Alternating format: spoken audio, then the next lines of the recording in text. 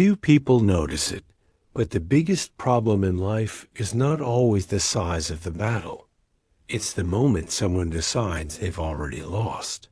Sometimes strength isn't missing. Positioning is. And what's most curious is that many defeats begin not when something goes wrong, but when someone convinces themselves that trying is pointless.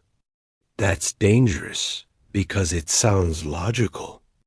And that's exactly why it paralyzes so many good people. Now, here's a statement that makes people uncomfortable. The most oppressive systems don't fall when someone becomes stronger. They fall when someone becomes clearer. Most people believe they need more resources, more power, or more support to win. But Deborah's story challenges that belief in an almost provocative way, that it shows that courage isn't born in confrontation. It's born before it, in the moment. Someone decides not to bow to fear, even when surrounded by disadvantages. If you've ever felt small in front of something far too big, this story is about you, because Deborah didn't win by having an advantage. She won by positioning herself when everything said it wasn't the right time. And understanding this can change how you face your own iron chariots. Stay until the end, because what this story reveals isn't just biblical. It's deeply current and applicable to your life today. There are moments in life when someone looks at the situation in front of them and thinks, "This is too big for me." It's as if the problem fills the entire field of vision, leaving no room even to breathe. Those watching from the outside may try to help, but inside, a quiet sense of anticipated defeat is already born. And it's curious how, in moments like these, the mind exaggerates the size of the obstacle and shrinks one's own value, almost as if giving up were a disguised form of self-protection. Now imagine living in a time when the enemy is not only stronger, but seems invincible. It's not just fear, it's logic. Everything indicates there is no way out. Israel lived exactly in this scenario, pressured by an overwhelming system, armed with resources no one could confront. Most would have conformed, accepting oppression as destiny. After all, when the disadvantage feels extreme, the brain tends to shut down hope before the attempt even begins. And that's exactly where the story begins to surprise. Because in the middle of all this chaos, no obvious hero appears, nor a feared military leader. Someone unlikely rises, almost invisible to the system's eyes, yet fully attentive to what truly matters. And when this person stands up, something shifts in the environment, even before any victory happens. What's fascinating is realizing that before the external battle, something decisive had already begun moving inside, and that prepares the ground for everything that follows. Deborah emerges at a time when the people were already tired of waiting for change. 20 years of oppression leave marks not only on the body, but especially on the mind. When suffering drags on, people stop fighting because they begin to believe that this is normal. It's in this setting that she appears, not with fiery speeches, but with clarity, presence, and a rare perception of what was really happening around her. Sometimes, leadership begins simply by seeing what no one else wants to face. What's most intriguing is that Deborah didn't occupy this position by chance or inheritance. She wasn't placed there by a system that favored women, quite the opposite. In a patriarchal context, where female voices were easily ignored, she becomes judge, prophetess, and reference. This teaches something powerful. True authority doesn't come from a title. It comes from coherence. People sought Deborah because they felt emotional safety in listening to her, because her words organized the internal chaos of those who heard her. There's a practical lesson here that often goes unnoticed. Deborah didn't go looking for a stage, followers, or recognition. She simply positioned herself where she was, offering direction to those who came near. In real life, this looks like the person who, even without a title, ends up being consulted when something goes wrong. Someone who listens, thinks before speaking, and conveys steadiness. And when that happens, something begins to form quietly, a foundation that will soon support much bigger decisions. Israel wasn't just facing an enemy. It was facing an entire system built to win.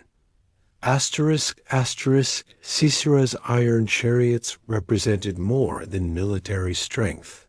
They symbolized superiority, dominance, and psychological intimidation.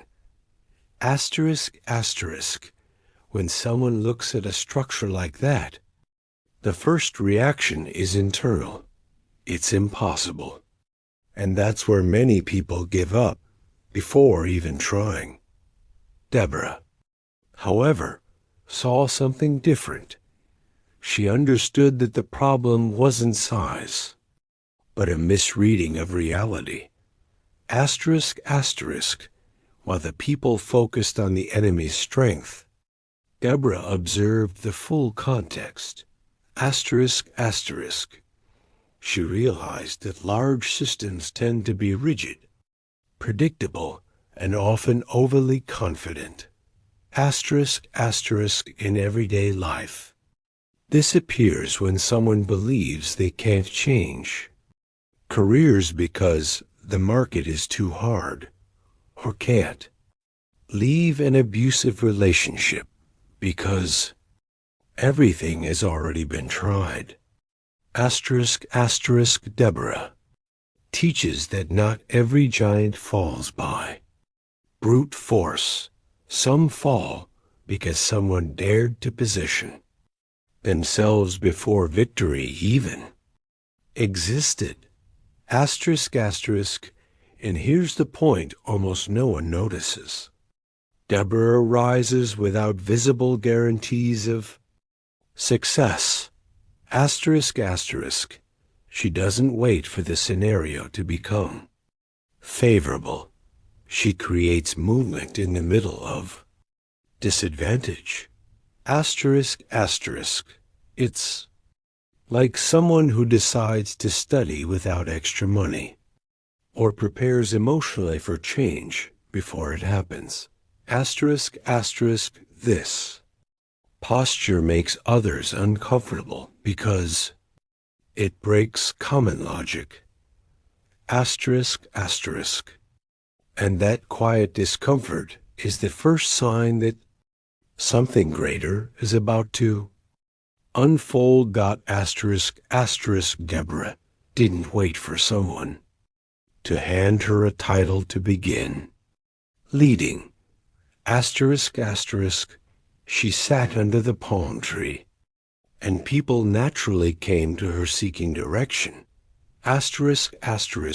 This reveals a simple yet profound principle. Leadership isn't imposed, it manifests. While many wait for external validation to act, she was already operating from inner conviction. In practice, she's like the person who solves problems before officially being responsible for them. There is something powerful in quiet, firm, and consistent leadership. Deborah didn't need to raise her voice or prove anything to anyone. Her authority came from the coherence between what she said and what she did, day after day. Asterisk, asterisk, it's like someone at work who doesn't speak much, but when they do, everyone listens. Asterisk, asterisk, or that person in the family who, even without being the oldest, becomes the balance point in difficult decisions. Asterisk, asterisk, consistency creates trust, and trust creates influence. Asterisk, asterisk, perhaps the most challenging point is realizing that Deborah didn't ask fear for permission. Asterisk, asterisk, she didn't let others' opinions define her. Limits. Asterisk, asterisk, how many people today freeze, waiting for approval, likes, or recognition before taking the next step? Deborah shows that those who wait too long miss the right time to act. And when someone chooses to move forward anyway, something begins to shift around them, preparing the scene for decisive encounters that will test that leadership in unexpected ways. Asterisk, asterisk. Barak represents something deeply human. Awareness of calling mixed with the weight of fear. Asterisk, asterisk. He knows what must be done. Yet he hesitates. Asterisk, asterisk. And interestingly, Deborah doesn't react with harshness or contempt. Asterisk, asterisk. She understands that courage isn't the absence of fear, it's decision despite it. Asterisk, asterisk. Instead of pressuring, she supports. Asterisk, asterisk. Instead of humiliating, she walks alongside him. Asterisk, asterisk. This kind of leadership creates something rare, emotional safety in the middle of uncertainty. Asterisk, asterisk, in practice. This looks like that mentor who doesn't push someone off the cliff, but walks to the edge with them. Asterisk, asterisk, Deborah doesn't take Barak's place or invalidate him. Asterisk, asterisk, she remains firm beside him, making it clear that the responsibility is still his, but that he is not alone. Asterisk, asterisk, how many times does someone just need that to move forward? A confident "I'm here" can unlock decisions that have been frozen for years. There is a decisive moment when Deborah does something that redefines the entire narrative. She prophesies that the glory of victory will not belong to Barak, but to a woman. Asterisk, asterisk, this declaration doesn't sound like provocation, but alignment of expectation. Asterisk, asterisk, she makes it clear that the goal isn't personal recognition, but fulfillment of purpose. Asterisk, asterisk, when someone truly understands this, ego loses ground and mission gains strength. Asterisk, asterisk, it's an internal shift that completely changes how one acts. Asterisk, asterisk, in real life. This happens when someone accepts that they won't always be the visible protagonist of the outcome. Asterisk. Asterisk, a leader who raises successors. Parent who releases control to see a child grow. Someone who works hard knowing another may receive the applause. Asterisk, asterisk. Deborah demonstrates emotional maturity by not competing for the spotlight. Asterisk, asterisk, and ironically, it's precisely this posture that makes her even more memorable. Asterisk, asterisk. Those who don't seek glory often leave the greatest legacy. Asterisk, asterisk, when the battle finally takes place, something unexpected is revealed. The feared iron chariots fail. Asterisk, asterisk. What sustained oppression for years simply stops working. Asterisk, asterisk. Systems that appear invincible often collapse not at the height of strength, but in overconfidence.